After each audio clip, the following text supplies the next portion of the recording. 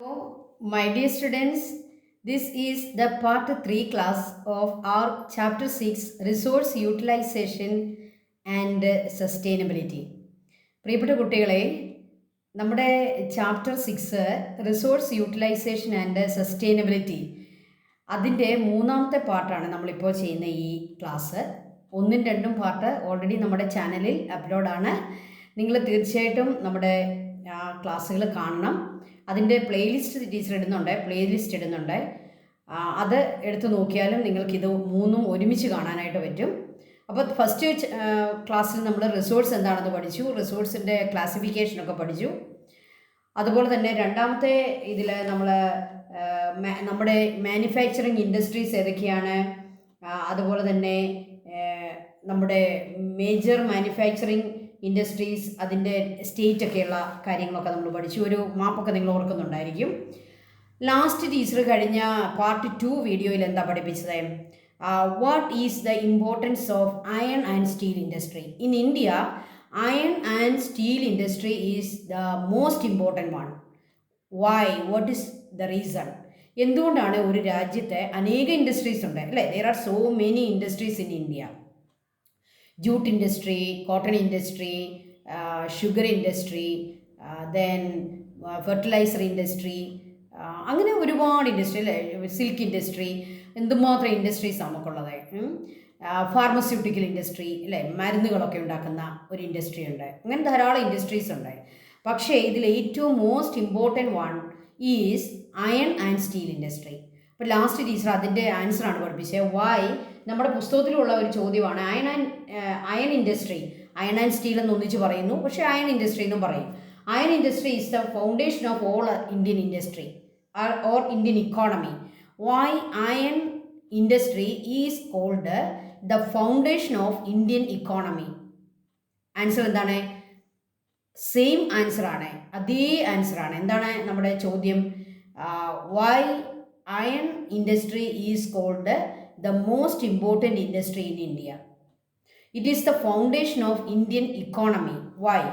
Because iron and industry is the foundation of all other industries. Industrial growth is determined on the basis of iron and steel industry. It provides so many employment opportunities. Iron and steel industry support other industries. Okay, support other industries. Iron and steel industry produce the raw materials for other industries. മറ്റ് ഇൻഡസ്ട്രികൾ പ്രവർത്തിക്കണമെങ്കിൽ machine വേണ്ടേ? അപ്പോൾ മെഷീൻസിൻ്റെയൊക്കെ പാർട്ടെല്ലാം ഉണ്ടാകുന്നത് ഇവിടെ നിന്നാണ്, ഈ iron and steel ഇൻഡസ്ട്രിയിൽ നിന്നാണ്. ധാരാളം പേർക്ക് ജോലി കൊടുക്കുന്നില്ലേ? Okay, it provide so many employment opportunities and it is the basis for the development of the economy in a country, in India. Then another thing is it raised the standard of living of the people. It raised the standard of living. Why? Because the income of the people increased because of the presence of iron and steel industry. അപ്പോൾ ഒരു രാജ്യത്ത് iron and steel industry ഉണ്ടെങ്കിൽ അവിടെ employment opportunity ഉണ്ടാകുന്നു, ആളുകളുടെ income increase ആകുന്നു, അവരുടെ standard of living increase ആകുന്നു, അതുപോലെ തന്നെ മറ്റ് ഇൻഡസ്ട്രികളും ഡെവലപ്പ് ആകുന്നു. അങ്ങനെ നോക്കുമ്പോൾ ഈ അയൺ ഇൻഡസ്ട്രിയാണ് നമ്മുടെ ഇന്ത്യൻ ഇക്കോണമിയുടെ ഫൗണ്ടേഷൻ. ഓക്കെ, അപ്പോൾ ഇന്ന് നമ്മൾ പഠിക്കുന്നത് എന്താണെന്നോ? അയൺ ആൻഡ് സ്റ്റീൽ ഇൻഡസ്ട്രികൾ ഏതൊക്കെ എവിടെയൊക്കെയുണ്ട്, ഇൻഡിപെൻഡൻസിന് മുമ്പ് ഏതൊക്കെ ഉണ്ടായിരുന്നു, ഇൻഡിപെൻഡൻസിന് ശേഷം ഏതൊക്കെ അയൺ ആൻഡ് സ്റ്റീൽ ഇൻഡസ്ട്രീസ് ഉണ്ട്, അതിൻ്റെ ലൊക്കേഷൻ എവിടെയാണ്, അത് ഏത് സ്റ്റേറ്റിലാണ്. ഇങ്ങനെ ഈ അയൺ ആൻഡ് സ്റ്റീൽ ഇൻഡസ്ട്രികളൊക്കെ സ്റ്റാർട്ട് ചെയ്യാൻ നമുക്ക് മറ്റ് ഫോറിൻ രാജ്യങ്ങളുടെ ഹെൽപ്പ് ഉണ്ടായിരുന്നു. അതുപോലെ തന്നെ അതിനകത്ത് പ്രൈവറ്റ് സെക്ടറിലും പബ്ലിക് സെക്ടറിലും ഏതൊക്കെയുണ്ട്. ഇങ്ങനെ ഇന്നത്തെ നമ്മുടെ മുഴുവൻ ക്ലാസ്സും നമ്മുടെ അയൺ ആൻഡ് സ്റ്റീൽ ഇൻഡസ്ട്രിയെ പറ്റിയാണ്. Iron and steel industry. അപ്പോൾ നമുക്ക് സ്റ്റാർട്ട് ചെയ്യാം. ഓക്കെ, ഇവിടെ നോക്കിക്കേ. Iron and steel industries in India before independence. ഇൻഡിപെൻഡൻസിന് മുമ്പ് 1947 നമുക്ക് ഇൻഡിപെൻഡൻസ് ലഭിക്കുന്നത്. അതിനു മുമ്പേ നമുക്ക് അയൺ ആൻഡ് സ്റ്റീൽ ഇൻഡസ്ട്രികൾ ഉണ്ടായിരുന്നു. First one Tata iron and steel company. Tata iron and steel company, TISCO അത് സ്റ്റാർട്ട് ചെയ്ത വർഷം നോക്കിക്കേ, 1907. സച്ചി എന്ന് പറയുന്ന സ്ഥലത്താണ്, ജംഷഡ്പൂരിലാണ് ഈ പറയുന്നത്. നമുക്ക് കാണാം എവിടെയാണ് ജംഷഡ്പൂർ എന്നൊക്കെ നമുക്ക് അടുത്ത മാപ്പിനകത്ത് നമുക്ക് നോക്കാം എവിടെയാണ് ഈ Jamshedpur. Then second one Indian iron and steel company, IISCO. 1919 അത് സ്റ്റാർട്ട് ചെയ്തത്, west Bengal. Indian iron and steel company, IISCO എന്ന് പറയുന്ന കമ്പനി 1919 നമുക്ക് ഇൻഡിപെൻഡൻസ് കിട്ടുന്നതിന് എത്രയോ വർഷങ്ങൾക്ക് മുമ്പ് സ്റ്റാർട്ട് ചെയ്തു, West Bengal. Then Mysore iron and steel company, അത് മറ്റൊരു പേരിലും അറിയപ്പെടും, വിശ്വേശ്വരയ്യ അയൺ ആൻഡ് സ്റ്റീൽ. വളരെ ഫേമസ് ആയിട്ടുള്ള ഒരു അയൺ ആൻഡ് സ്റ്റീൽ കമ്പനിയാണ് ഈ Visvesvaraya iron and steel company. അത് Mysore iron and steel company എന്നും അറിയപ്പെടും. അത് സ്റ്റാർട്ട് ചെയ്തത് 1923. അപ്പോൾ ഇൻഡിപെൻഡൻസിന് മുമ്പ് തന്നെ ഇന്ത്യയിൽ അയൺ ആൻഡ് സ്റ്റീൽ കമ്പനികൾ ഉണ്ടായിരുന്നു. അതിൽ ടാറ്റയുടെയാണ് പ്രൈവറ്റ്, അല്ലേ, പ്രൈവറ്റ് ടാറ്റ പോലും അങ്ങനെ തുടങ്ങി. അപ്പോൾ ടാറ്റയൊക്കെ നോക്കുക, നമ്മുടെ ഇന്ത്യൻ ഇക്കോണമിക്ക് വേണ്ടി എത്ര വലിയ സംഭാവനയാണ് ഈ ടാറ്റ എന്ന് പറയുന്ന ആ ഒരു പ്രൈവറ്റ് കമ്പനി നൽകിയെന്ന് നോക്കുക. 1907 തന്നെ അവർ ജംഷഡ്പൂരിൽ അവരുടെ ഒരു സ്റ്റീൽ കമ്പനി തുടങ്ങി. Indian iron and steel company West ബംഗാളിലും, Mysore iron and steel company അതായത് വിശ്വേശ്വരയ്യ 1923 മൈസൂരിലും തുടങ്ങി. ഓക്കെ, ദെൻ നമ്മുടെ ഇൻഡിപെൻഡൻസിന് ശേഷം Indian iron and steel companies after independence, ധാരാളം അയൺ ആൻഡ് സ്റ്റീൽ കമ്പനികൾ ഇന്ത്യയിലുണ്ട്. നമ്മുടെ കേരളീയരായിട്ടുള്ള ഒരുപാട് ആളുകൾ ഇതുപോലുള്ള അയൺ ആൻഡ് സ്റ്റീൽ കമ്പനികളിലൊക്കെ എംപ്ലോയ്മെൻറ്റ് കിട്ടുകയും അങ്ങനെ ഒത്തിരി ആളുകൾക്ക് ഇൻകം ഉണ്ടാകുന്ന ഒരു ഇൻഡസ്ട്രീസ് ആയിട്ട് മാറുകയും ചെയ്തു. ഇതിൽ കുറേ നമുക്ക് തന്നിട്ടുണ്ട്, പക്ഷേ അതിലെ ചില പ്രധാനപ്പെട്ടത് മാത്രം നമുക്കൊന്ന് പ്രത്യേകം ഒന്ന് നോക്കാം. ഈ ടാറ്റ സ്റ്റീൽ ലിമിറ്റഡ് ജംഷഡ്പൂർ എവിടെയാണെന്ന് നമുക്ക് നോക്കാമെന്ന് ഞാൻ പറഞ്ഞു. അത് ജാർഖണ്ഡിലാണ്, ജംഷഡ്പൂർ. ഓക്കെ, നമുക്കറിയാം ജാർഖണ്ഡിലാണ് അയൺ ഓർ, മാംഗനീസ്, കോൾ ഇതൊക്കെ ഡെപ്പോസിറ്റ് ഉള്ള സ്ഥലമാണ് നമ്മുടെ ഈ ജാർഖണ്ഡ്. അവിടെ ജംഷഡ്പൂരിലാണ് ടാറ്റ സ്റ്റീൽ ലിമിറ്റഡ് ഉള്ളത്. ഓക്കെ, പിന്നെ നമുക്ക് താഴോട്ട് വരുമ്പോൾ നമുക്ക് ഏറ്റവും പ്രധാനപ്പെട്ടതാന്ന് പറയുന്നത് ഈ റൂർക്കേലയിലുള്ള റൂർക്കേല എവിടെയാണ്? ഒഡീഷയിലാണ്. നമ്മുടെ ഒഡീഷ സ്റ്റേറ്റിലുള്ള റൂർക്കേല എന്ന് പറയുന്ന സിറ്റിയിൽ നമുക്കൊരു സ്റ്റീൽ പ്ലാന്റ് ഉണ്ട്, അയൺ ആൻഡ് സ്റ്റീൽ പ്ലാന്റ് ഉണ്ട്. സെയിൽ എന്നാണ് അത് അറിയപ്പെടുക, സെയിൽ, ഒഡീഷ. അപ്പോൾ റൂർക്കേലയിലെ സെയിൽ വളരെ ഇമ്പോർട്ടൻ്റ് ആണ്, നിങ്ങളിതൊക്കെ നോട്ട് ചെയ്ത് വെച്ചോണേ. അതുപോലെ മറ്റൊന്നാണ് Durgapur, West Bengal. Jai Balaji industries limited iron and steel ഇൻഡസ്ട്രിയാണ് ദുർഗാപൂർ. ഓക്കെ, ദെൻ നമ്മൾ ഛത്തീസ്ഗഡിൽ സെയിലിൻ്റെ തന്നെ മറ്റൊരു പ്ലാന്റ് ഉള്ള സ്ഥലമാണ് ഛത്തീസ്ഗഡ്. ഓക്കെ, സെയിലിന് another plant West Bengal. Bokaro എവിടെയാണ്? ജാർഖണ്ഡിലാണ് ജാർഖണ്ഡിലെ മറ്റൊരു സ്ഥലമാണ് ബൊക്കാറോ. നമ്മൾ ജാർഖണ്ഡിലെ മറ്റൊരു സ്ഥലം കണ്ടത് ഏതാണ്? ജംഷഡ്പൂർ, അല്ലേ? ജംഷഡ്പൂറും ജാർഖണ്ഡിലാണ്, ബൊക്കാറോയും ജാർഖണ്ഡിലാണ്. നിങ്ങളൊരു കാര്യം ചെയ്യണം, ഇതിനകത്ത് ഈ ഇമ്പോർട്ടൻ്റ് ആയിട്ട് ടീച്ചർ ഇപ്പോൾ ഞാൻ മെൻഷൻ ചെയ്ത ഈ അയൺ ആൻഡ് സ്റ്റീൽ കമ്പനികളുടെ പേര് നിങ്ങളുടെ നോട്ട് ബുക്കിൽ എഴുതുകയും അതിൻ്റെ നെയിം, അതിൻ്റെ സിറ്റിയുടെ നെയിമും അതുപോലെ തന്നെ അത് ഏത് സ്റ്റേറ്റിലാണെന്നും നിങ്ങൾ എഴുതുക. ഓക്കെ, അപ്പോൾ ഇത് അതിൻ്റെ ഒരു നമുക്ക് list of iron and steel companies after independence. അപ്പോൾ നമ്മുടെ ഇന്ത്യയിൽ വളരെയേറെ അയൺ ആൻഡ് സ്റ്റീൽ കമ്പനികൾ പ്രവർത്തിക്കുന്നുണ്ട്. നമ്മുടെ ഇന്ത്യൻ ഇക്കോണമിയുടെ ഫൗണ്ടേഷൻ എന്ന് പറയാവുന്നതാണ് അയൺ ആൻഡ് സ്റ്റീൽ കമ്പനി. ഇത് നിങ്ങളുടെ ടെക്സ്റ്റിലുള്ള മാപ്പാണ്. ഇതെന്താണ് ഈ map? India major iron and steel industries. ഇന്ത്യയിലെ മേജറായിട്ടുള്ള അയൺ ആൻഡ് സ്റ്റീൽ ഇൻഡസ്ട്രീസിൻ്റെ ലൊക്കേഷൻ കാണിക്കുന്ന മാപ്പാണ്. ഈ മാപ്പിലേക്ക് നിങ്ങളൊന്ന് നോക്കുക. ബെല്ലാരിയിലൊരു അയൺ ആൻഡ് സ്റ്റീൽ കമ്പനിയുണ്ട്. ബെല്ലാരി നിങ്ങൾക്കറിയാം, കർണാടകയിലാണ്, അല്ലേ? അതുപോലെ സേലത്തൊരെണ്ണമുണ്ട്. ടീച്ചർ സൗത്ത് ഇന്ത്യയിലെ ഇപ്പം പറയുന്നത് സേലത്ത് നമുക്കറിയാം, അത് തമിഴ്നാടാണ് സേലം. അവിടെയും നമുക്കൊരു അയൺ ആൻഡ് സ്റ്റീൽ കമ്പനിയുണ്ട്. തമിഴ്നാട്ടിലും കോളൊക്കെ കിട്ടുന്നുണ്ട് കേട്ടോ. അവിടെ കുറച്ച് നമുക്ക് റോ മെറ്റീരിയൽ കിട്ടുന്ന സ്ഥലമായതുകൊണ്ടാണ് സേലത്ത് നമുക്കൊരു സ്റ്റീൽ പ്ലാന്റ് ഉള്ളത്. ബെല്ലാരി എന്ന് പറയുന്നത് കർണാടകയിലാണ്, നമ്മുടെ അടുത്ത സ്റ്റേറ്റാണ്. അവിടെയും നമുക്കൊരു സ്റ്റീൽ പ്ലാന്റ് ഉണ്ട്. പിന്നെ വിശാഖപട്ടണത്തൊരെണ്ണമുണ്ട്. നമുക്കത് ഒരു പോർട്ടാണ്, ആന്ധ്രയിലെ ഒരു പോർട്ടാണ് വിശാഖപട്ടണം. അവിടെ നമുക്കൊരു അയൺ ആൻഡ് സ്റ്റീൽ കമ്പനിയുണ്ട്. ദെൻ ഭിലായിലുണ്ട്, പിന്നെ ജംഷഡ്പൂരുണ്ട്, ബൊക്കാറോ ഉണ്ട്, ദുർഗാപൂർ ഉണ്ട്. ഓക്കെ, അപ്പോൾ ഇതൊക്കെ വളരെ പ്രധാനപ്പെട്ട നമ്മുടെ അയൺ ആൻഡ് സ്റ്റീൽ കമ്പനികളാണ്. ഭിലായി എന്ന് പറയുന്നത് നോക്കിക്കേ, ഭിലായി കണ്ടോ, ഭിലായി എവിടെയാണ്? ഛത്തീസ്ഗഡിലാണ് ഭിലായി. ഓക്കെ, ഛത്തീസ്ഗഡ് ആ സ്റ്റേറ്റ് കണ്ടോ, ഛത്തീസ്ഗഡ് ആണ്. ആ ഭിലായി എന്ന് പറയുന്ന നമ്മുടെ ഈ പ്ലാന്റ് തുടങ്ങിയത് റഷ്യയുടെ സഹായത്തോടെയാണ്. ആഫ്റ്റർ ഇൻഡിപെൻഡൻസ് ആണ്. പക്ഷേ നമുക്കറിയാം നമ്മുടെ ആഫ്റ്റർ ഇൻഡിപെൻഡൻസ് എന്ത് സംഭവിച്ചു? നമുക്ക് നമ്മുടെ ട്രഷറിയിൽ അധികം പണമൊന്നുമില്ല, നമ്മൾ വളരെ പോവർട്ടിയിലായിരുന്നു. അപ്പോൾ നമുക്കൊരു സ്റ്റീൽ പ്ലാന്റ് ഒന്നും തുടങ്ങാനുള്ള അതിനുള്ള വെൽത്ത് ഇല്ലായിരുന്നു. സോ നമ്മളെ സഹായിച്ചു, ഭിലായി നമ്മളെ തുടങ്ങാൻ സഹായിച്ചത് റഷ്യയാണ്. ഓക്കെ, അപ്പോൾ ഇന്ത്യ എന്നും റഷ്യയോട് ഒരു ഫ്രണ്ട്ലി ആറ്റിറ്റ്യൂഡ് എടുക്കാനുള്ള കാരണം എന്താണ്? നമ്മുടെ ഭിലായി എന്ന് പറയുന്ന സ്റ്റീൽ പ്ലാന്റ് സ്റ്റാർട്ട് ചെയ്തത് റഷ്യയുടെ സഹായത്തോടെയാണ്. അതൊന്ന് നോട്ട് ചെയ്ത് വെച്ചോണേ, റഷ്യ. അതുപോലെ തന്നെ നമ്മുടെ റൂർക്കേല നോക്കിക്കേ, റൂർക്കേലയിൽ നമുക്ക് പ്ലാന്റ് സ്റ്റാർട്ട് ചെയ്യാനായിട്ട് നമ്മളെ ഹെൽപ്പ് ചെയ്ത രാജ്യമാണ് ജർമ്മനിയുടെ സഹായത്തോടെയാണ് റൂർക്കേല. ദെൻ ദുർഗാപൂർ കണ്ടോ, ഇവിടെ കൊടുത്തിരിക്കുന്ന ദുർഗാപൂർ കണ്ടോ, അതെവിടെ? വെസ്റ്റ് ബംഗാളിലാണ് അല്ലേ? വെസ്റ്റ് ബംഗാളിലെ ദുർഗാപൂരിൽ നമുക്ക് ബ്രിട്ടൻ്റെ സഹായത്തോടെയാണ് നമ്മളൊരു പ്ലാന്റ് തുടങ്ങിയത്. അപ്പോൾ ഒന്നുകൂടി പറയാം, ഭിലായിലെ പ്ലാന്റ് നമ്മൾ തുടങ്ങിയത് റഷ്യയുടെ സഹായത്തോടെയാണ്, ദുർഗാപൂരിൽ ബ്രിട്ടൻ്റെ സഹായത്തോടെയാണ്, റൂർക്കേലയിൽ ജർമ്മനിയുടെ സഹായത്തോടെയാണ് നമ്മൾ പ്ലാന്റ് സ്റ്റാർട്ട് ചെയ്യുന്നത്. ഓക്കെ, അപ്പോൾ ഇതെല്ലാം നമ്മുടെ പ്രധാനപ്പെട്ട അയൺ ആൻഡ് സ്റ്റീൽ പ്ലാന്റുകളാണ്, കമ്പനികളാണ്. നിങ്ങൾ അതിൻ്റെ ലിസ്റ്റ് നിങ്ങളുടെ നോട്ട്ബുക്കിലും അതുപോലെ തന്നെ നിങ്ങളുടെ ടെക്സ്റ്റിലും തയ്യാറാക്കി വെക്കുക. The major iron and steel industries എന്ന് പറഞ്ഞ ടീച്ചർ എടുത്തിട്ടിരിക്കുന്ന, ഞാൻ നിങ്ങൾക്ക് തന്നിരിക്കുന്ന ഒരു മാപ്പാണിത്. ഈ മാപ്പിലും ഈ പറയുന്ന സ്ഥലങ്ങളെല്ലാം മാർക്ക് ചെയ്ത് വെച്ചിട്ടുണ്ട്. വിശാഖപട്ടണം അവിടെ കാണിക്കുന്നുണ്ട്, സേലം കാണിക്കുന്നുണ്ട്, ബെല്ലാരി കാണിക്കുന്നുണ്ട്, അതുപോലെ ദുർഗാപൂർ, റൂർക്കേല, ബൊക്കാറോ, എല്ലാ സ്ഥലങ്ങളും ഇവിടെ കാണിക്കുന്നുണ്ട്. അപ്പോൾ ഇതും നിങ്ങൾക്ക് നിങ്ങളുടെ റെഫറൻസിന് വേണ്ടി ഉപയോഗിക്കുക. ഓക്കെ, ഇതെല്ലാം നമ്മുടെ പ്രധാനപ്പെട്ട അയൺ ആൻഡ് സ്റ്റീൽ കമ്പനികളും ഇൻഡസ്ട്രീസുമാണ്. ഓക്കെ, നമുക്കിവിടെ പ്രത്യേകിച്ചൊരു കാര്യം പറയാനുള്ളത്,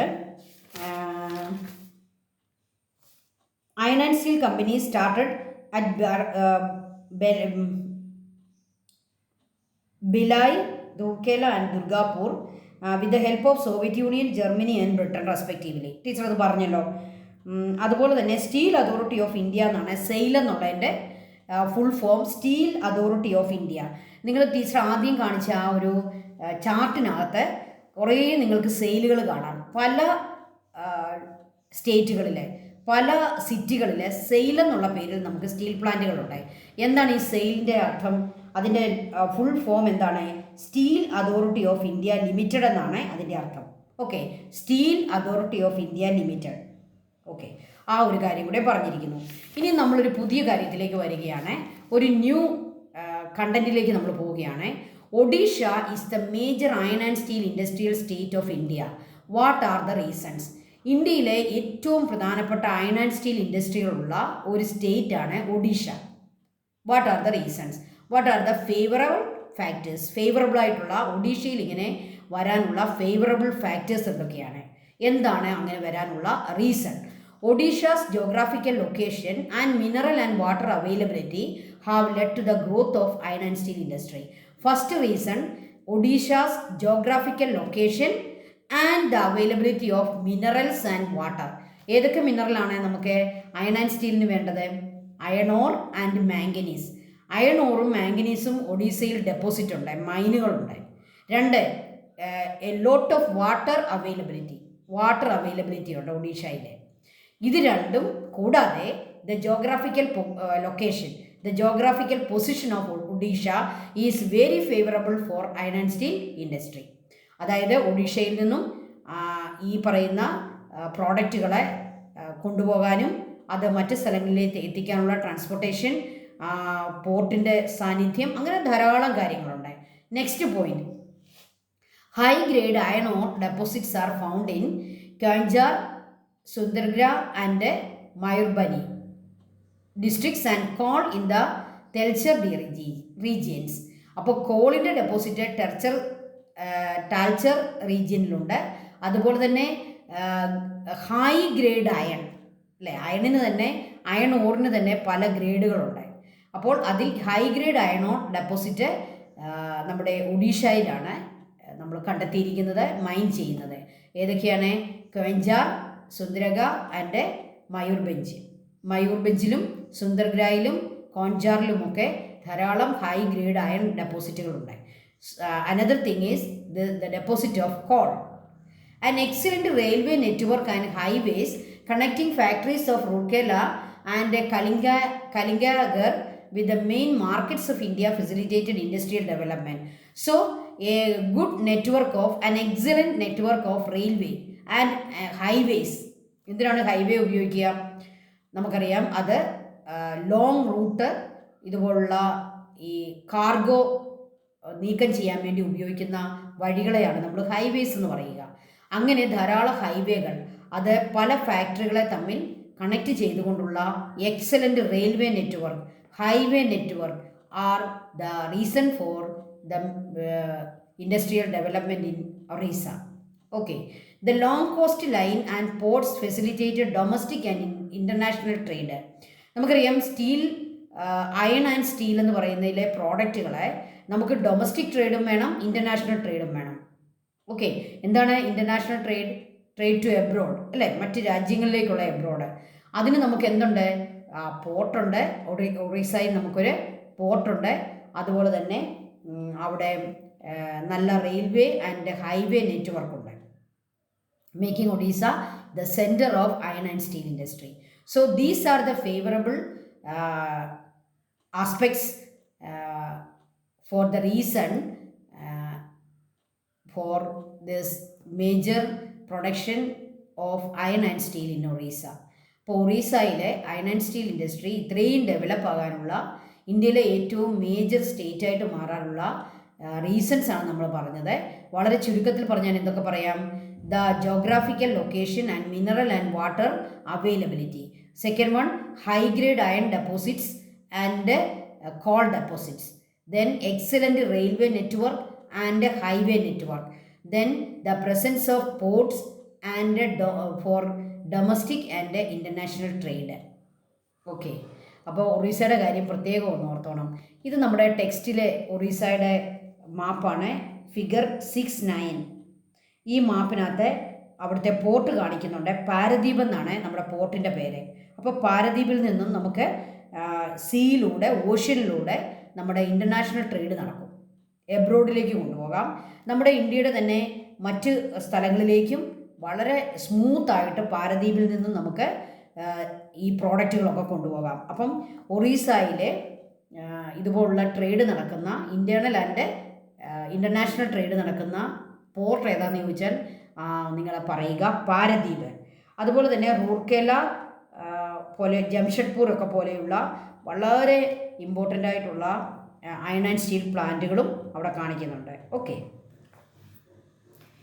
next thing, what are the factors influencing the distribution of manufacturing industries? നമ്മുടെ മാനുഫാക്ചറിങ് ഇൻഡസ്ട്രീസ് ഒരു പ്രത്യേക സ്ഥലത്ത് വരാൻ എന്തെല്ലാം ഫാക്ടേഴ്സാണ് ഫേവറബിൾ ആയിട്ടുള്ളത്? What are the factors influencing the distribution of manufacturing industries? ഞാൻ അതിലേക്ക് വരുന്നതിന് മുമ്പ് ഞാനൊരു എക്സാമ്പിൾ പറയാം. നമ്മുടെ കേരളത്തിലെ മാനുഫാക്ചറിങ് ഇൻഡസ്ട്രീസ് വളരെ കുറവാണ്. നമ്മുടെ ഇവിടെ എംപ്ലോയ്മെൻറ്റ് ഓപ്പർച്യൂണിറ്റി ഇല്ലാത്തതും അതുകൊണ്ട് തന്നെയാണ്. നമ്മുടെ കേരളീയർ ജോലി തേടി നോർത്ത് ഇന്ത്യൻ സ്റ്റേറ്റുകളിലേക്കാണ് പോവുക, അല്ലേ? അതിൻ്റെ കാരണം എന്താണ്? നമ്മുടെ കേരളത്തിൽ ഫാക്ടറികളും ഇൻഡസ്ട്രികളും വളരെ കുറവാണ്. അപ്പോൾ എന്തുകൊണ്ടാണ് കേരളത്തിൽ കുറവ്? എന്തുകൊണ്ടാണ് ഈ നോർത്ത് ഇന്ത്യൻ സ്റ്റേറ്റുകളിൽ, പ്രത്യേകിച്ച് ബോംബെ, അതുപോലെ തന്നെ മധ്യപ്രദേശ്, ഒറീസ, അങ്ങനെയുള്ള സ്ഥലങ്ങളിലൊക്കെ ധാരാളം ഫാക്ടറീസ് ഉണ്ട്? എന്താണ് ഈ ഫാക്ടേഴ്സ് എന്തൊക്കെയാണെന്നാണ് നമ്മൾ പഠിക്കാൻ പോവുക. എന്തുകൊണ്ടാണ് ചില സ്ഥലങ്ങളിൽ ധാരാളം ഇൻഡസ്ട്രീസ് ഉണ്ടാകുന്നു, മറ്റ് ചില സ്ഥലങ്ങളിൽ ഇൻഡസ്ട്രീസ് വളരെ കുറവാണ്? നമ്മുടെ ഇവിടെ കേരളത്തിലാകെയുള്ള എംപ്ലോയ്മെൻറ്റ് ഓപ്പർച്യൂണിറ്റി എന്ന് പറയുന്ന IT ഫീൽഡിലാണ്. IT ഫീൽഡ്, അതിന് നമുക്കറിയാം അധികം പ്ലേസിൻ്റെ, ഒരു സ്ഥലത്തിൻ്റെ ഒന്നും ആവശ്യമില്ല. അത്യാവശ്യം ഒരു കെട്ടിടവും കുറച്ച് കമ്പ്യൂട്ടറും ഒക്കെ ഉണ്ടെങ്കിൽ തന്നെ ഒരു IT ഫേം തുടങ്ങാം, അല്ലേ? അതാണ് നമ്മുടെ ഇവിടെ ഉള്ളത്. മറ്റൊന്നൊക്കെ കുറവാണ്. അതെന്തുകൊണ്ടായിരിക്കുമെന്ന് നിങ്ങളൊന്ന് ചിന്തിച്ച് നോക്കുക. അപ്പോൾ നമ്മൾ പഠിക്കാൻ പോകുന്നത് what are the factors influencing the distribution of manufacturing industries.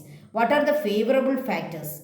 There are geographical and non-geographical factors influencing the distribution of manufacturing industries. അവിടെ ജോഗ്രാഫിക്കലായിട്ടുള്ള ഫാക്ടേഴ്സും ഉണ്ട്, നോൺ ജോഗ്രാഫിക്കലായിട്ടുള്ള ഫാക്ടേഴ്സും ഉണ്ട്. ഓക്കെ, എന്താണ് ജോഗ്രാഫിക്കൽ ഫാക്ടേഴ്സ്? അവിടുത്തെ സ്ഥലം, അവിടുത്തെ ലൊക്കേഷൻ, അവിടുത്തെ ജോഗ്രഫി, ഭൂമിശാസ്ത്രപരമായ ചില കാരണങ്ങളുണ്ട് ഫാക്ടറികൾ കൂടുതൽ വരാനും അത് കുറഞ്ഞു പോകാനും. ഇനി നോൺ ജോഗ്രാഫിക്കൽ എന്ന് പറഞ്ഞാൽ എന്താണ്? ഭൂമിശാസ്ത്രപരമല്ലാത്ത ചില കാരണങ്ങളും ഉണ്ട്. അപ്പോൾ നമുക്ക് first of all we have to study what are the geographical factors influencing the distribution of manufacturing industries. First one, topography. അവിടുത്തെ ടോപ്പോഗ്രഫി. എപ്പോഴും ഒരു ഇൻഡസ്ട്രി ഒക്കെ തുടങ്ങാൻ നല്ല ടോപ്പോഗ്രഫി ഏതാണ്? ലെവൽ ടോപ്പോഗ്രഫിയാണ്. ലെവൽ, വലിയ കുന്നുകളും ടോപ്പോഗ്രഫി അത്ര നല്ലതല്ലാത്ത സ്ഥലങ്ങളൊന്നും ഒരു ഇൻഡസ്ട്രി ഒന്നും തുടങ്ങാൻ പറ്റുകയില്ല. കാരണം എന്താണ്? അവിടെ റോഡ് നെറ്റ്വർക്ക്, റെയിൽവേ നെറ്റ്വർക്ക്, നമുക്കറിയാം നമ്മുടെ വയനാട്ടിലൊക്കെ ഒരു ഇൻഡസ്ട്രി കൊണ്ടുവച്ചാൽ എന്ത് സംഭവിക്കും? അവിടെ റെയിൽവേ നെറ്റ്വർക്കൊക്കെ ഇല്ല. അപ്പോൾ എങ്ങനെ ഈ പ്രോഡക്റ്റ് നമ്മൾ മറ്റു സ്ഥലങ്ങളിലേക്ക് കൊണ്ടുപോകും? അപ്പോൾ നമുക്കറിയാം റെയിൽവേ ആണ് നമ്മുടെ പ്രോഡക്റ്റുകളൊക്കെ മറ്റു സ്ഥലത്തേക്ക് കൊണ്ടുപോകാനുള്ള ഏറ്റവും ചീപ്പായിട്ടുള്ള മാർഗം. അതുപോലെ തന്നെ വാട്ടർ ലൂടെയുള്ള ട്രാൻസ്പോർട്ടേഷനും വളരെ ചീപ്പാണ്. അപ്പോൾ അതൊന്നും ഇല്ലാത്ത സ്ഥലങ്ങളെന്ന് പറയുന്നത് നമുക്ക് വളരെ ആദായകരമല്ല. അതുകൊണ്ട് ഒരു ഫാക്ടറി സ്ഥാപിക്കണമെങ്കിൽ first one topography, level topography, അതായിരിക്കും ബെസ്റ്റ്. ദെൻ വെതർ, നമുക്കറിയാം ക്ലൈമറ്റ് ഏത് കാര്യത്തിന്, ഇപ്പം വർക്കേഴ്സൊക്കെ ആണെങ്കിലും ഒരു ഫാക്ടറിയിൽ ജോലി കിട്ടിക്കഴിയുമ്പോൾ അവിടെ താമസിക്കണമെങ്കിൽ അവിടുത്തെ വെതർ കണ്ടീഷൻ വളരെ നല്ലതായിരിക്കണം, അല്ലേ? അപ്പോൾ വെതർ ഒരു പ്രധാനപ്പെട്ട ഫാക്ടറാണ്. Then water availability. ഏത് ഫാക്ടറിക്കാണ് വാട്ടർ വേണ്ടാത്തത്? ധാരാളം വാട്ടർ ആവശ്യമുള്ള, വാട്ടർ അവൈലബിലിറ്റി ഉള്ളിടത്ത് മാത്രമേ ഫാക്ടറികൾ പോസിബിൾ ആകത്തുള്ളൂ. അപ്പോൾ വാട്ടർ അവൈലബിലിറ്റി അത് ജോഗ്രാഫിക്കൽ ഫാക്ടറാണ്. എല്ലാ ജോഗ്രാഫിക്കൽ ലൊക്കേഷൻസിലും വാട്ടർ അവൈലബിൾ അല്ല. വാട്ടർ കൂടുതൽ കിട്ടുന്നതോ കിട്ടാത്തതോ ഉണ്ട്. അതുകൊണ്ട് വാട്ടർ അവൈലബിലിറ്റി ഒരു ജോഗ്രാഫിക്കൽ ഫാക്ടറാണ്. Then energy. എനർജി എന്താണ്? നമുക്കറിയാം ഇലക്ട്രിസിറ്റി ആകാം, കോളാകാം, അല്ലേ? കോള് കത്തിച്ചിട്ട് അതിൻ്റെ ആകാം, അല്ലെങ്കിൽ ഇലക്ട്രിസിറ്റി ആകാം. ഈ ഇലക്ട്രിസിറ്റി എങ്ങനെയാണ് ഉണ്ടാക്കുന്നത്? അത് ചിലപ്പം വാട്ടർഫോൾസിൽ നിന്നായിരിക്കാം. അപ്പോൾ എനർജിയും നമ്മൾ ഇവിടെ തന്നെ പെടുത്തണം. This geographical factors, energy, availability of energy. Energy മനസ്സിലായല്ലോ, കോളാകാം, ഇലക്ട്രിസിറ്റി ആകാം, അല്ലെങ്കിൽ മറ്റേതെങ്കിലും പ്ലാന്റിൽ നിന്നൊക്കെയുള്ള എനർജി ആകാം. Then the availability of raw material. എന്താണ് റോ മെറ്റീരിയൽ? ഏത് ഫാക്ടറിക്കും ഒരു റോ മെറ്റീരിയൽ ഉണ്ട്. അയൺ ആൻഡ് സ്റ്റീൽ ഇൻഡസ്ട്രിയുടെ raw material iron ore and manganese. Jute ഫാക്ടറിയുടെ റോ മെറ്റീരിയൽ ജൂട്ട്. സിൽക്ക് ഫാക്ടറിയുടെ റോ മെറ്റീരിയൽ സിൽക്ക്, അല്ലേ? എല്ലാത്തിനും റോ മെറ്റീരിയൽ ഉണ്ട്. So the availability of raw material is the main factor for that influencing the distribution of manufacturing industries. ഇപ്പോൾ ഒരു iron or ഇല്ലാത്ത ഒരു സ്ഥലത്ത്, അതായത് അയൺ ഓർ ഡെപ്പോസിറ്റ് ഉള്ളിടത്ത് നിന്ന് കിലോമീറ്റർ അല്ലെങ്കിൽ ലാക്സ് ഓഫ് കിലോമീറ്റേഴ്സ് അകലെ കൊണ്ടുപോയി ഒരു ഫാക്ടറി വെച്ചാൽ റോ മെറ്റീരിയൽ അവിടെ എത്തിക്കുന്നതിന് തന്നെ നമുക്ക് നല്ല ചിലവ് വരും. അതെല്ലാം നമുക്ക് നഷ്ടത്തിലേക്ക് കൊണ്ടുപോകും. അപ്പോൾ എവിടെയാണോ റോ മെറ്റീരിയൽ അവൈലബിൾ അവിടെ വേണം നമ്മൾ എന്ത് ചെയ്യാൻ? ഫാക്ടറി സ്ഥാപിക്കാൻ. അപ്പോൾ raw material availability, energy availability, water availability, weather condition, topography are the geographical factors influencing the distribution of manufacturing industries. ഇവിടെ നിങ്ങൾ നോക്കിക്കേ, കേരളത്തിന് ഇല്ലാത്ത കാര്യങ്ങളാണ് റോ മെറ്റീരിയൽ. നമുക്കിവിടെ വളരെ കുറവാണ്. നമ്മുടെ ഇവിടെയുള്ള ഡെപ്പോസിറ്റ് എന്ന് പറയുന്നത് കുറച്ച് ബോക്സൈറ്റ് മാത്രമേ നമുക്കുള്ളൂ. Iron ore manganese no. Then energy നമുക്ക് നമ്മൾ എനർജി മേടിക്കുക, അല്ലേ? ഇലക്ട്രിസിറ്റി പോലും നമ്മൾ മറ്റ് സ്റ്റേറ്റുകളിൽ നിന്ന് നമ്മൾ വാങ്ങുകയാണ്. അപ്പോൾ എനർജി നമുക്കില്ല. വാട്ടർ ഓക്കെയാണ്, നമ്മൾ ഓക്കെയാണ്. വെതർ നമ്മൾ ഓക്കെയാണ്. ടോപ്പോഗ്രഫി നമ്മുടെ ചില ഡിസ്ട്രിക്റ്റൊക്കെ ഓക്കെയാണ്, പക്ഷേ ചില ഡിസ്ട്രിക്റ്റിലൊക്കെ ഓക്കെ അല്ല. തന്നെയുമല്ല നമ്മുടെ റോഡ് റെയിൽവേ നെറ്റ്വർക്കൊന്നും അത്ര ഡെവലപ്ഡ് അല്ല. അപ്പോൾ ഇതൊക്കെയാണ് നമ്മുടെ ഈ കേരളത്തിൽ മാനുഫാക്ചറിങ് ഇൻഡസ്ട്രീസ് കുറയാനുള്ള കാരണമെന്ന് ഇപ്പോൾ മനസ്സിലായല്ലോ. ഇനി നമുക്ക് നോൺ ജോഗ്രാഫിക്കൽ ഫാക്ടേഴ്സിലേക്ക് പോകാം. ഇത് കണ്ടോ, ഇവിടെ ഇത് identify the factors that influence Tata iron and steel plant from the figure. ഈ ഫിഗറിൽ നിന്നും ടിസ്കോയുടെയൊക്കെ കണ്ടോ ഫാക്ടറികൾ കാണിക്കുന്നുണ്ട്. ഇവിടെ എന്തുകൊണ്ട് ഇത് വന്നു എന്നാണ് ചോദ്യം. ഓക്കെ, നമ്മുടെ പുസ്തകത്തിലെ ഫിഗർ 610 ബന്ധപ്പെട്ട നമുക്കൊരു ആക്ടിവിറ്റി തന്നിട്ടുണ്ട്. ആ ആക്ടിവിറ്റിയാണ് ടീച്ചർ ഇവിടെ കംപ്ലീറ്റ് ചെയ്തിരിക്കുന്നത്. ഇവിടെ അവർ തന്നിരിക്കുന്നത് എന്തൊക്കെയാണ്?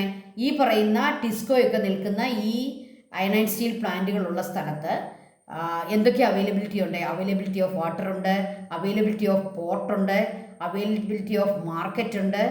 That means Kolkata and Mumbai, they are large markets.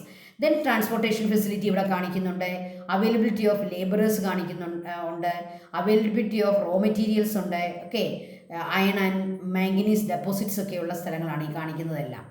Okay, അപ്പോൾ ഇതൊക്കെയാണ് അതിൻ്റെ കാരണം. അപ്പോൾ ജോഗ്രാഫിക്കൽ ഫാക്ടേഴ്സ് ആണ് നമ്മളിപ്പോൾ പഠിച്ചത്. ഇനി നമ്മൾ നോക്കുന്നത് non geographical factors. Non geographical factors capital, organisation, market, government policies, transportation facility, availability of labourers.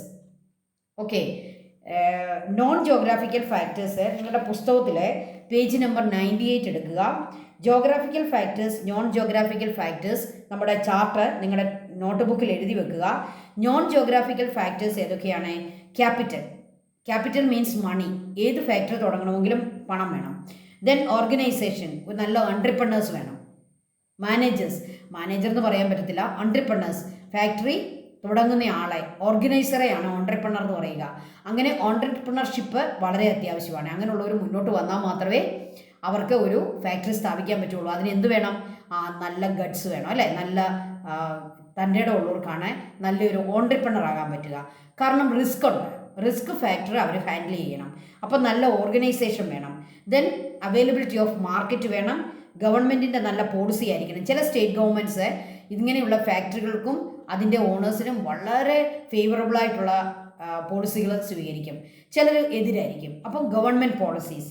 Then transportation facility, availability of ലേബറേഴ്സിൻ്റെ അവൈലബിലിറ്റി, അതായത് കുറച്ച് ചീപ്പ് റേറ്റിൽ ലേബറേഴ്സിൻ്റെ availability. All these are non geographical factors. അപ്പോൾ ഭൂമിയുമായിട്ട് ബന്ധപ്പെട്ടുള്ള ജോഗ്രാഫിക്കൽ ഫാക്ടേഴ്സും അതുമായിട്ടൊന്നും കണക്റ്റഡ് അല്ലാത്ത ചില ഫാക്ടേഴ്സാണ് നോൺ ജോഗ്രാഫിക്കൽ. ഓക്കെ, ദെൻ അപ്പോൾ ആ രണ്ടും ജോഗ്രാഫിക്കലും നോൺ ജോഗ്രാഫിക്കലും ഇമ്പോർട്ടൻ്റ് ആണ്, നിങ്ങളത് പഠിക്കുക. Okay, what are the social and environmental problems created by iron and steel industry? നമുക്കറിയാം iron and steel industries are very good. They are foundation for the economic growth of a country. So, iron and steel industries are considered the most important industry in a nation. But there are demerits. നമുക്കറിയാം ഏത് കാര്യത്തിനും demerit ഉണ്ട്. അവർക്ക് merit ഒത്തിരി ഉണ്ട്. Availability of എന്താണ് employment opportunity, then income, good income, okay, അതെല്ലാം കിട്ടുന്നുണ്ട്. Then the development of standard of living. അപ്പോൾ employment opportunity, then increase in income, availability of then development of the standard and the development of the national income standard എല്ലാം നമുക്ക് കിട്ടുന്നുണ്ട്. But there are demerits. എന്തൊക്കെയാണ് demerits? Scarcity of water. നമുക്കറിയാം ഇൻഡസ്ട്രിക്ക് ഏറ്റവും കൂടുതൽ ഉപയോഗിക്കുന്നത് വാട്ടറാണ്. അപ്പോൾ അവർ ഗ്രൗണ്ട് വാട്ടർ കൂടുതൽ ഉപയോഗിക്കും. ഗ്രൗണ്ട് വാട്ടർ കൂടുതൽ ഉപയോഗിച്ചാൽ എന്ത് സംഭവിക്കും? ഗ്രൗണ്ട് വാട്ടറിൻ്റെ ലെവൽ താഴും, അല്ലേ? നമ്മുടെ വാട്ടർ ലെവൽ താഴും. അത് എന്തിലേക്ക് കൊണ്ടുപോകും? നമ്മുടെ കിണറുകളൊക്കെ വറ്റാൻ തുടങ്ങും. അങ്ങനെ സ്കേഴ്സിറ്റി ഓഫ് വാട്ടർ. ഓക്കെ, പ്ലാച്ചിമടയിലെ നമ്മുടെ ഒരു കോള ഫാക്ടറി ഒക്കെ അടച്ചു പൂട്ടിയത് നിങ്ങൾക്ക് ഓർമ്മയുണ്ടോ? ഇല്ല. നമുക്ക് കേരളത്തിലെ ഒരു കൊക്കക്കോളയുടെ ഫാക്ടറി ഉണ്ടായിരുന്നു, പ്ലാച്ചിമട. അവിടെ കോള ഫാക്ടറി വന്നു കഴിഞ്ഞപ്പോൾ എന്ത് സംഭവിച്ചു? അവിടുത്തെ ഗ്രൗണ്ട് വാട്ടർ എല്ലാം അവർ കൂടുതൽ എടുത്ത് ഉപയോഗിക്കാൻ തുടങ്ങി കോള ഉണ്ടാക്കാൻ. അപ്പോൾ അതിൻ്റെ സറൗണ്ടിങ്സിൽ താമസിക്കുന്ന ആളുകളുടെ എല്ലാം കിണർ വറ്റി. അവരൊരു സമരം തുടങ്ങി, അവർ സ്ട്രൈക്ക് തുടങ്ങി. അങ്ങനെ ആ കോള ഫാക്ടറി നമ്മൾ അടച്ചു പൂട്ടിച്ചു. ഓക്കെ, അപ്പോൾ ഈ ഫാക്ടറികളൊക്കെ വരുമ്പോൾ അത് കോള ഫാക്ടറി തന്നെയല്ല, അയൺ ആൻഡ് സ്റ്റീൽ വന്നാലും അങ്ങനെ തന്നെ സംഭവിക്കും. Scarcity of water. Then problem of slums. ഈ ഫാക്ടറിയോട് ബന്ധപ്പെട്ട ധാരാളം ജോലിക്കാർ വരും, ലേബറേഴ്സ് വരും, വർക്കേഴ്സ് വരും. അവർക്കൊക്കെ എല്ലായിടത്തും നല്ല വീടുകളൊന്നും കിട്ടിയെന്നിരിക്കത്തില്ല. അവരെന്ത് ചെയ്യും? അടുത്തടുത്ത് കുടിൽ വെച്ച് താമസിക്കും. അതൊരു വലിയ പ്രോബ്ലമാണ്. നമുക്കറിയാം നമ്മുടെ ഡൽഹി, ബോംബെ പോലുള്ള സ്ഥലങ്ങളിലെ ഏറ്റവും വലിയ പ്രോബ്ലമാണ് സ്ലംസ്, ചേരികൾ. So problem of slums. Then river pollution. മിക്ക ഫാക്ടറികളുടെയും ഔട്ട്ലെറ്റ് എങ്ങോട്ടാണ് വെച്ചിരിക്കുക? അവിടുത്തെ പൊല്യൂട്ടഡ് വാട്ടർ പോകുന്നത് റിവറുകളിലേക്കാണ്. അപ്പോൾ റിവർ പൊല്യൂഷൻ നമുക്കറിയാം. ഇപ്പം നമുക്ക് കേരളത്തിൽ പോലും ഒരു പർട്ടിക്കുലർ രോഗം വന്നിട്ടുണ്ടല്ലേ, അമീബ ഉണ്ടാക്കുന്ന ഒരു ജ്വരം. അതിൻ്റെ കാരണം എന്താണ്? നമ്മൾ ഇതുപോലുള്ള റിവേഴ്സിൽ ഇറങ്ങി കുളിക്കുമ്പോൾ ഉണ്ടാകുന്ന ഒരു രോഗമാണ്. എന്തുകൊണ്ടാണ് റിവറുകൾക്ക് പണ്ടത്തെ കാലത്ത് റിവറിൽ കുളിക്കുന്നത് ആരോഗ്യം തരുമെന്നാണ് നമ്മൾ വിചാരിച്ചിരുന്നത്. ഇപ്പോഴോ റിവറിൽ കുളിച്ചാൽ നമുക്ക് രോഗങ്ങൾ വരും. എന്തുകൊണ്ടാണ്? എല്ലാം പൊല്യൂട്ടഡ് ആണ്. River pollution. Then air pollution. നമുക്കറിയാം, ഒരു ഫാക്ടറിയിൽ നിന്ന് പുറത്തേക്ക് വരുന്ന ആ ഡാർക്ക് കളറുള്ള പുക അല്ലേ, അത് നമുക്കറിയാം ഭയങ്കര സ്മോക്കാണ്. അപ്പോൾ ഈ സ്മോക്ക് എയർ പൊല്യൂഷനാണ്. നമ്മുടെ ഡൽഹിയൊക്കെയാണ് എക്സാമ്പിൾ. ഡൽഹിയൊക്കെ ചിലപ്പോൾ നിന്നു പോകും, അത് സ്ട്രക്കായി പോകുന്നുണ്ട് ഈ എയർ പൊല്യൂഷൻ കൊണ്ട്. അവിടുത്തെ ആളുകൾക്കൊക്കെ ഭയങ്കരമായ രോഗങ്ങളൊക്കെ വരുന്നുണ്ട്. Okay, air pollution. Then resource depletion. എന്താണ് ഡിപ്ലീഷൻ? കുറഞ്ഞു പോവുക, ഡിക്രീസ് ആയി പോവുക. റിസോഴ്സുകൾ നമ്മൾ മൈൻ ചെയ്ത് അത് ഡിക്രീസ് ആയി പോകുന്നു. Okay, resource depletion. Then soil pollution. ഈ എയർ പൊല്യൂഷനും വാട്ടർ പൊല്യൂഷനും വരുമ്പോൾ സ്വാഭാവികമായിട്ടും സോയിലേക്കല്ലേ വരിക. Soil pollution. Then noise pollution. അതൊരു വലിയ പൊല്യൂഷനാണ്, നമ്മൾ ആരും ശ്രദ്ധിക്കാത്ത ഒരു പൊല്യൂഷനാണ് നോയിസ്. നമുക്കറിയാം, എപ്പോഴും ഫാക്ടറികളിൽ നിന്ന് വരുന്ന ആ ഒരു നോയിസ്, സൗണ്ട് പൊല്യൂഷൻ, അത് നമുക്കറിയാം നമുക്ക് വളരെ വലിയ രോഗങ്ങളൊക്കെ ഉണ്ടാക്കുന്ന ഒന്നാണെന്ന് ഇപ്പോൾ സയൻസ് തെളിയിച്ചിട്ടുണ്ട്. Noise pollution. So noise pollution, soil pollution, air pollution, water pollution, river pollution, resource depletion and scarcity of water, problem of slums, all these are the ill effect of iron and steel industries. Okay, അപ്പോൾ iron and steel ഇൻഡസ്ട്രീസിൻ്റെ മെറിറ്റും iron and steel ഇൻഡസ്ട്രീസിൻ്റെ ഡീമെറിറ്റും നമ്മൾ മനസ്സിലാക്കി. അപ്പോൾ ഇനി നമുക്ക് പഠിക്കാനുള്ളത്, ഇപ്പോൾ ഇന്ന് നമ്മുടെ class non geographical factors teacher ഇട്ടിട്ടില്ല. ഞാൻ വിട്ടുപോയെന്ന് വിചാരിച്ച് ഞാൻ സങ്കടപ്പെട്ടു പോയായിരുന്നു. പക്ഷേ നോൺ ജോഗ്രാഫിക്കൽ ഫാക്ടേഴ്സ് നമ്മൾ ഇട്ടിട്ടുണ്ട്. ആ സ്ലൈഡ് അപ്പുറത്തോട്ടും ഇപ്പുറത്തോട്ടും മാറിപ്പോയെന്നേ ഉള്ളൂ കേട്ടോ. ഈ സ്ലൈഡ് നമ്മൾ എവിടെയാണ് വെക്കേണ്ടത്? ജോഗ്രാഫിക്കൽ ഫാക്ടേഴ്സിൻ്റെ തൊട്ടടുത്താണ് വെക്കേണ്ടിയിരുന്നത്. അത് എനിക്ക് പറ്റിയൊരു തെറ്റാണ്. അപ്പോൾ ഞാൻ നിങ്ങളോട് സോറി ചോദിക്കുന്നു. നിങ്ങൾ ജോഗ്രാഫിക്കൽ ഫാക്ടേഴ്സ് ഇവിടെ തന്നിട്ടുണ്ട്. Okay, capital, organisation, market, government policies, transportation, availability of labourers. അപ്പോൾ മനസ്സിലായല്ലോ എല്ലാവർക്കും? ഇത് വരേണ്ടത് ഇത് കഴിഞ്ഞാൽ ഉടനെയായിരുന്നു. ജോഗ്രാഫിക്കൽ ഫാക്ടേഴ്സ് കഴിഞ്ഞാൽ ഉടൻ വരേണ്ടതായിരുന്നു നോൺ ജോഗ്രാഫിക്കൽ ഫാക്ടേഴ്സ്. അതങ്ങ് മാറിപ്പോയി. ഓക്കെ, അപ്പോൾ നിങ്ങൾ ഇങ്ങോട്ട് ചേർത്ത് വെച്ച് അത് എഴുതിക്കോണം. അടുത്തതായിട്ട് അപ്പോൾ ഇന്നത്തെ ക്ലാസ് നമ്മളിവിടെ അവസാനിപ്പിക്കുകയാണ്. Thank you children, thank you so much. നാളെ നമ്മൾ എന്താണെന്നോ പഠിക്കുന്നത്? ഈ പൊല്യൂഷൻ അല്ലേ, air pollution, water pollution, then river pollution, then soil pollution. Okay, ഇത് നമ്മൾ വിശദമായിട്ട് നാളെ പഠിപ്പിക്കും. അപ്പം നാളെ കൊണ്ട് നമ്മുടെ ഈ ചാപ്റ്റർ നമുക്ക് ക്ലോസ് ആക്കാൻ പറ്റും. നമ്മുടെ ചാപ്റ്റർ നാളെ ഒരു ക്ലാസ് കൂടി ഉണ്ടെങ്കിൽ നമുക്ക് ക്ലോസ് ആകും. അപ്പം ഓക്കെ സ്റ്റുഡൻസ്, നാളെ നമുക്ക് പൊല്യൂഷനുമായിട്ട് ടീച്ചർ വീണ്ടും വരും. എല്ലാവർക്കും thank you. May God bless you all.